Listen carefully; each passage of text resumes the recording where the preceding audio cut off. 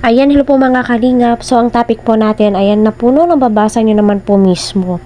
Isa-isahin ko po yan, ipaliwanag po sa inyo. So, bago po ako magsimula, maraming salamat kay Kuya Val Santos Matubang, Kalingap Rab, at ang buong team Kalingap. So, grabe Kuya Edu, kinukumusta si Rina.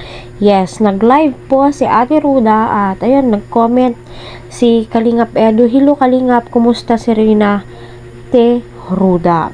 So, alam naman po nating lahat, until now, no, simula nag-feeding program, simula nung nasa poder nila Kalingap Rab, itong si Rina, kay Ate Ruda ay nagkikita po sila, pero hindi po natin nakikita sa camera kung ano po yung galawan po ni Rina. Alam naman po natin na malambing po si Rina kay Kuya Eds kasi nakasanayan po niya yan at siya yung unang nakilala ni Rina, kaya hindi po natin maialis yon sa mga viewers kung bakit ganun na lang po yung mga reaction po nila. At least ngayon, no, nabasa po natin mismo, no, na nag-aabang din po si Kuya Edu sa mga update kay Rina kasi kita po natin na malaki po yung binagsak ng katawan po ni Rina.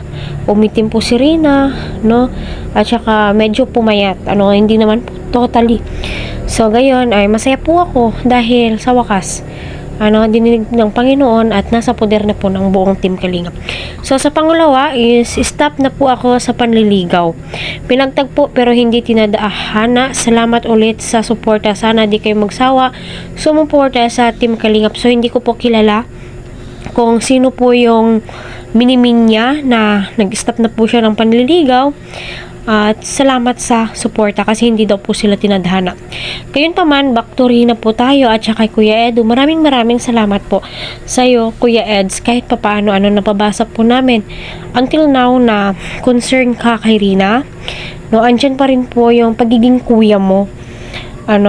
Yung pagiging kuya, masaya po kami doon kasi yun naman po dapat yung kuya. Wala naman pong ibang gustong mangyari, wala naman pong iba kasi masaya po kami na nakikitang masaya si Rina. Huwag po natin ipagkait yun. Maraming salamat po.